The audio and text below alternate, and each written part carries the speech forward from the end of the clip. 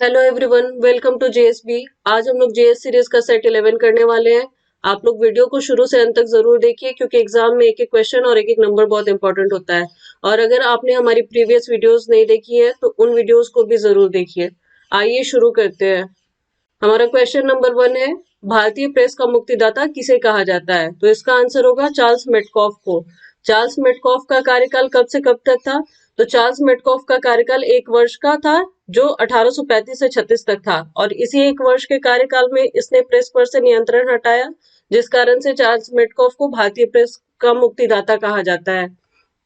Next question है, राजतरंगिणी की रचना किसने की थी? तो इसका आंसर होगा कलहण ने। राजतरंगिणी में किस चीज का वर्णन है? तो कश्मीर के इतिहास का वर्णन है राजतरंगिणी में। और कलहण से रिलेटेड एक इम्पोर्टेंट फैक्ट और है कि संस्कृत साहित्य में ऐतिहासिक घटनाओं को सर्वप्रथम क्रमबद्ध लिखने का प्रयास कलहण ने ही किया था। नेक्स्ट क्वेश्चन है कि सूर्य से पृथ्वी तक पहुंचने वाले सौर विकिरण ऊर्जा को क्या कहते हैं? तो इसका आंसर होगा सूर्यातप। सूर्यातप मतलब सोलर इंसोलेशन। क्या होता है ये?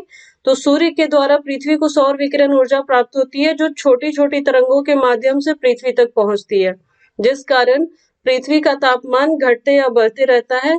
तो इसे ही सूर्यातप या सोलर इंसोलेशन कहते हैं। हमारा नेक्स्ट क्वेश्चन है, धन विधेयक के संबंध में अंतिम निर्णय किसका होता है? ये बहुत इंपॉर्टेंट क्वेश्चन है। इसका आंसर होगा लोकसभा का। तो धन विधेयक को संविधान के किस अनुच्छेद में परिभाषित किया गया है? तो अनुच्छेद 110 में। तथा धन विधेयक के संबंध में लोकसभा का निर्णय अंतिम होता है और धन विधेयक के संबंध में कोई संयुक्त अधिवेशन का प्रावधान नहीं है। नेक्स्ट क्वेश्चन है कि चेचक के टीके की खोज किसने की थी? तो इसका आंसर होगा एडवर्ड जेनर ने। चेचक कैसे होता है? तो चेचक वेरियोला वायरस के कारण होता है और चेचक का प्रभाव हमारे पूरे शरीर पर होता है। अगर आप लोगों को वीडियो पसंद आया तो आप लोग वीडियो को लाइक जरूर कीजिए। हमारा नेक्स्ट क्वेश्चन है कि नीति आयोग की स्थापना कब की गई थी?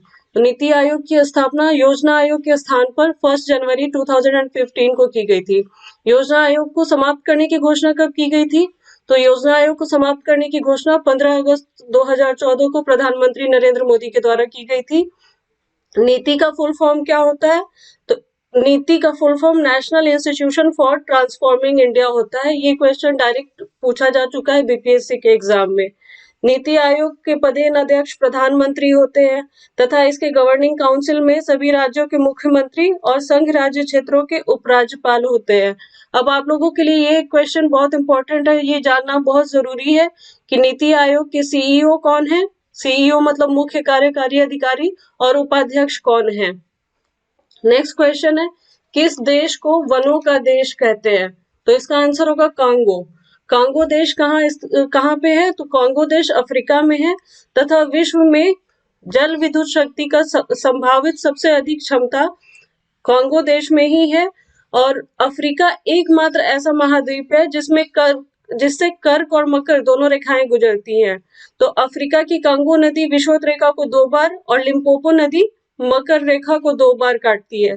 कर्क रेखा मतलब ट्रॉपिक ऑफ कैंसर और मकर रेखा मतलब ट्रॉपिक ऑफ कैप्रिकॉर्न। कांगो नदी पर एक जलप्रपात भी है जिसका नाम स्टेनले जलप्रपात है। नेक्स्ट क्वेश्चन है कि ग्रहों की गति के नियम की खोज किसने की थी?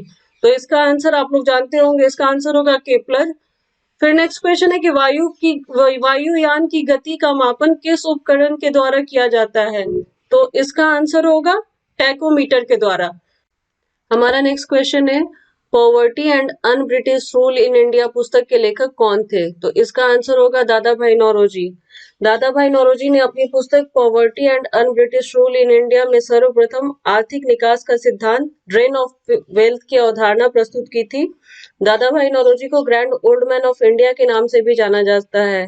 दादा भाई नौरोजी प्रथम व्यक्ति थे जिन्होंने भारत में राष्ट्रीय आय की गणना और प्रति व्यक्ति आय की गणना का प्रयास किया था।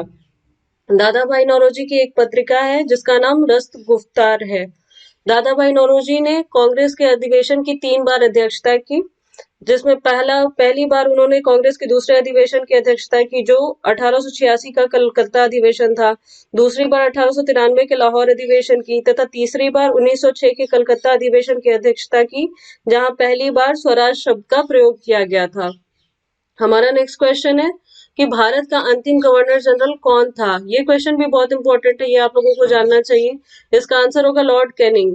लॉर्ड कैनिंग भारत में कंपनी द्वारा नियुक्त अंतिम गवर्नर जनरल था, जबकि ब्रिटिश सम्राट के अधीन नियुक्त भारत का प्रथम वायसराय था। तो लॉर्ड कैनिंग का कार्यकाल क्या था? लॉर्ड कैनिंग का कार्यकाल 1856 से 1862 था।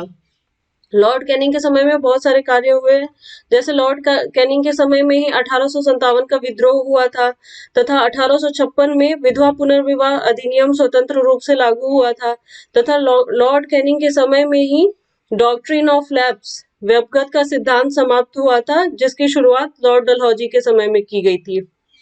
नेक्स्ट क्वेश्चन है, मोढेरा के सूर्य मंदिर का निर्माण किसने कराया था? तो इसका आंसर होगा सोलंकी राजाओं ने। सोलंकी वंश का संस्थापक कौन था? तो सोलंकी वंश का संस्थापक मूलराज प्रथम था, तथा इसकी राजधानी अनहिलवाड़ थी। सोलंकी वंश का अंतिम शासक कौन था? तो इसके अंतिम शासक भीम द्वितीय थे। नेक्स्ट क्वेश्चन है कि मतदान के समय मतदाता की उंगलियों पर किस रसायन से निशान लगाया जाता है? तो इसका आंसर होगा सिल्वर नाइट्रेट। सिल्वर नाइट्रेट का फॉर्मूला क्या होता है? तो सिल्वर नाइट्रेट का केमिकल फॉर्मूला होता है AgNO3, और ये जल में घुलनशील होता है। इसका प्रयोग फोटोग्राफी, चांदी चढ़ाने इत्यादि में भी किया जाता है। नेक्स्ट क्वेश्चन है कि मंत्रिपरिषद का सामूहिक उत्तरदायित्व किसके प्रति होता है? तो इसका आंसर होगा लोकसभा के प्रति। अनुच्छेद 75(3) में इसका वर्णन है। तो संविधान के अनुच्छेद 74 के अनुसार राष्ट्रपति को उसके कार्यों के संपादन एवं सलाह देने के लिए एक मंत्रिपरिषद होता है, जिसका हेड प्रधानमंत्री होता है। तो प्रधानमंत्री की नियुक्ति कैसे होती है? प्रधानमंत्री की नियुक्ति राष्ट्रपति करते हैं अनुच्छेद 75 के अनुसार, तथा अन्य मंत्रियों की भी नियुक्ति राष्ट्रपति करते हैं प्रधानमंत्री की सलाह पर। आगे है कि मंत्रिपरिषद में मंत्रियों की कुल संख्या प्रधानमंत्री को शामिल करके लोकसभा की कुल सदस्यों की संख्या के 15% से अधिक नहीं होना चाहिए। और इसको किस संवैधानिक संशोधन अधिनियम के द्वारा लागू किया गया? तो 91 संविधान संशोधन 2003 के तहत। नेक्स्ट क्वेश्चन है कि मटर में मार्श रोग किसकी कमी के कारण होता है? तो इसका आंसर होगा मैग्नीज की कमी के कारण। आप लोग वीडियो को लाइक, शेयर और सब्सक्राइब जरूर कीजिए, ताकि ज्यादा से ज्यादा लोग इस वीडियो को देख सके और इस वीडियो का लाभ उठा सके। हमारा नेक्स्ट क्वेश्चन है, जीवधारी के जो लक्षण प्रत्यक्ष रूप से दिखाई देते हैं क्या कहलाते हैं? तो उसको फिनोटाइप कहते हैं। नेक्स्ट क्वेश्चन है कि लोकसभा और राज्यसभा के अधिवेशन किसके द्वारा बुलाए और स्थगित किए जाते हैं? तो इसका आंसर होगा राष्ट्रपति के द्वारा। नेक्स्ट क्वेश्चन है कि मोजाम्बिक जलधारा कौन सी जलधारा है? तो ये हिंद महासागर की गर्म जलधारा है। हिंद महासागर की कुछ अन्य गर्म जलधाराएं हैं, जैसे अगुलहास जलधारा हुई, दक्षिण विषुवत रेखीय जलधारा हुई। नेक्स्ट क्वेश्चन है, किस बौद्ध संगीति के बाद बौद्ध धर्म 2 संप्रदायों में विभाजित हो गया था? तो ये बहुत इंपॉर्टेंट क्वेश्चन है।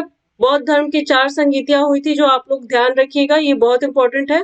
और चतुर्थ बौद्ध संगीति के बाद बौद्ध धर्म 2 संप्रदायों हीनयान और महायान में विभाजित हो गया था। चतुर्थ बौद्ध संगीति हुई कब थी? तो चतुर्थ बौद्ध संगीति ईस्वी की प्रथम शताब्दी में कुंडल वन में हुई थी। किसके शासनकाल में? कुषाण शासक कनिष्क के शासनकाल में, और इसकी अध्यक्षता वसुमित्र ने की थी। तो महायान और हीनयान का आदर्श क्या है? तो महायान का आदर्श बोधिसत्व था। बोधिसत्व क्या हुआ? जो दूसरों के कल्याण को प्राथमिकता देते हुए अपने निर्वाण में विलंब करते थे, महायान कहलाते थे। तथा हीनयान का आदर्श क्या था? हीनयान का आदर्श अरहत पद को प्राप्त करना था। अरहत पद क्या होता था? जो व्यक्ति अपनी साधना से निर्वाण प्राप्त करते थे, उन्हें अरहत पद कहा जाता था।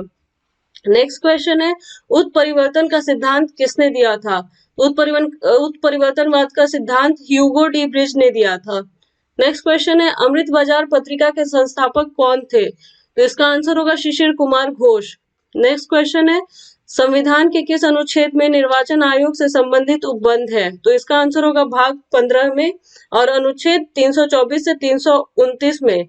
तो निर्वाचन आयोग एक संवैधानिक निकाय, कॉन्स्टिट्यूशनल बॉडी है, जिसकी स्थापना 25 जनवरी 1950 को हुई थी।